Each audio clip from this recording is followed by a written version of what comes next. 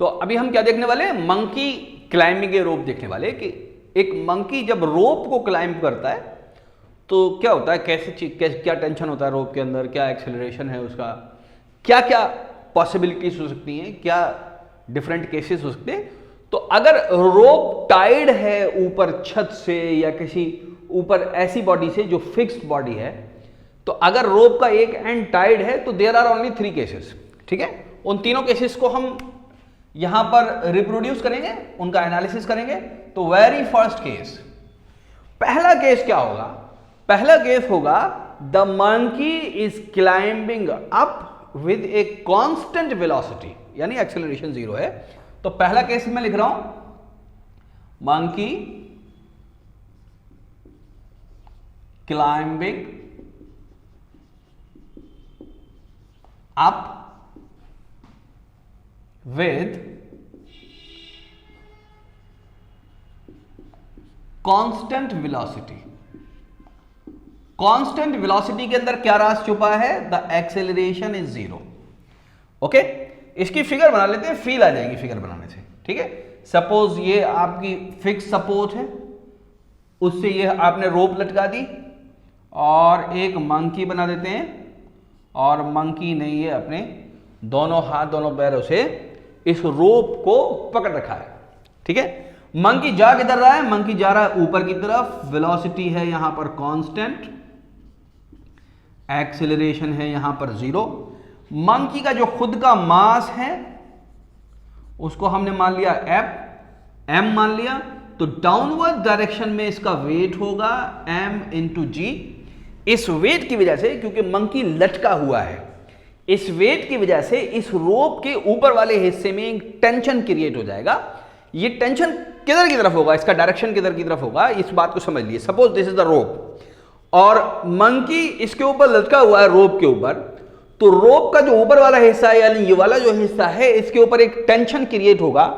ये बात समझ लीजिए कि ये रोप भी बेसिकली नीचे ही आना चाहती है, अगर इसको ऊपर से तोड़ दिया जाए तो ये नीचे ही गिरेगी, ठीक। इस रोप का मास भले ही हमने 0 मान लिया है, it is assumed negligible, but ये रोप चाहती क्या है, ये रोप अगर ऊपर की तरफ बंधी हुई है तो इस पर जो भी मास लटकाया जाएगा, फिलहाल मंकी लटका हुआ है, तो ये जो रोप है इस मंकी को ऊपर की तरफ खींच के रखेगी। बात समझ में है? तो रोप के ऊपर जो टेंशन होगा वो उस डायरेक्शन में होगा जिस डायरेक्शन में ये जो मास लटका हुआ है, यानी वेट लटका हुआ है मंकी, इस मंकी को ऊपर लटका के रखे, यानी टेंशन होगा ऊपर की तरफ, ठीक है। तो टेंशन किस डायरेक्शन में होगा, यहां पर जो टेंशन होगा उसका डायरेक्शन होगा अपवर्ड, और उसको मान लेता हूं टी। तो 2 हमारे पास फोर्सेज आ गई, इसका फ्री बॉडी डायग्राम बना लेते हैं।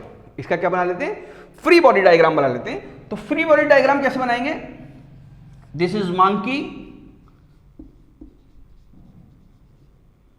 दिस इज मंकी, इसमें एक फोर्स नीचे की तरफ है जो बेसिकली मास इनटू जी है, और एक फोर्स ऊपर की तरफ है जो बेसिकली टेंशन है।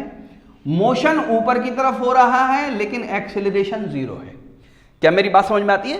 तो हम टी को ही पॉजिटिव मान लेते हैं और इक्वेशन लिखते हैं यहां पर। तो ये बेसिकली क्या बनाया, ये एफबीडी बनाया, एफबीडी फ्री बॉडी डायग्राम बनाया। तो क्योंकि ऊपर की तरफ इसमें मोशन हो रहा है, वेलोसिटी जो है बेसिकली ऊपर की तरफ है, मंकी ऊपर की तरफ जा रहा है, तो हम इसी को पॉजिटिव मान लेते हैं। तो इक्वेशन हम क्या बनाएंगे, T minus m g, T minus m g is equal to mass of the monkey into acceleration of the monkey. Acceleration, it is acceleration, यहां पर जो एक्सेलरेशन है वो किसके बराबर है, वो 0 के बराबर है। यहां पर ये शो कर रखा है मैंने, ए नॉट नहीं लिखते, हम ए ही लिखते हैं, ठीक है। तो T is equal to mass into G, और ये वाला जो कंपोनेंट हो जाएगा वो किसके बराबर हो जाएगा, 0 के बराबर हो जाएगा। This is equal to 0। तो इक्वेशन क्या आएगी, T is equal to mg। ये कौन सा वाला केस है, ये वो केस है जब मंकी कांस्टेंट वेलोसिटी से ऊपर की तरफ चढ़ रहा है। बात समझ में? अगर वो डाउनवर्ड भी आएगा कांस्टेंट वेलोसिटी से तो भी इक्वेशन यही बनेगी। तो रोप का टेंशन यहां पे निकलवाया जा सकता है। रोप का टेंशन किसके बराबर है, T is equal to mass into G, यानी मंकी का जो मास है multiplied by acceleration due to gravity will be the tension of the g, will be the tension of the rope। अगर आपसे टेंशन निकलवाया जाता है कि ये रोप मंकी के वेट को ले पाएगी या नहीं ले पाएगी, तो हम जवाब कह देंगे एटलीस्ट इतना टेंशन जरूर होना चाहिए, एटलीस्ट इतना टेंशन बियरिंग कैपेबिलिटी रोप के अंदर जरूर होनी चाहिए। Now let us talk about second case. The second case is, okay, second case यहां रिप्रोड्यूस कर देते हैं। सेकंड केस, ठीक है, सेकंड केस क्या हो सकता है, यही मंकी कांस्टेंट एक्सेलरेशन से ऊपर की तरफ जा रहा है, ठीक है, अब कांस्टेंट वेलोसिटी से नहीं, कांस्टेंट एक्सेलरेशन से ऊपर की तरफ जा रहा है, तो क्या लिखेंगे हम, monkey is climbing up with constant acceleration, suppose it is a, ठीक है, कांस्टेंट एक्सेलरेशन से ऊपर की तरफ जा रहा है मंकी। इसकी फिगर बना लेते हैं एक छोटी सी, okay, suppose this is the monkey and it is going up with a constant acceleration. अब यहां पर जो टेंशन होगा रोप के अंदर वो कैसा होगा, ध्यान से समझिए, अब भी टेंशन ऊपर की तरफ होगा। क्या मेरी बात समझ में आ रही है? इसमें मास इंटू जी अब भी डाउनवर्ड डायरेक्शन में होगा। टी को हम पॉजिटिव मान लेते हैं, keeping T is a positive, minus m g का अपोजिट डायरेक्शन है, minus m g is equal to mass into acceleration. Now the acceleration is not equal to zero, it is not equal to zero, rather it is positive, upward direction में, ठीक है।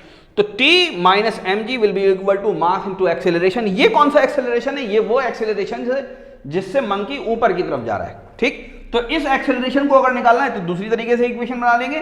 हमें फिलहाल रोप का tension निकालना है, तो लिखेंगे m g plus m into a, T will be equal to m common है जी प्लस ए।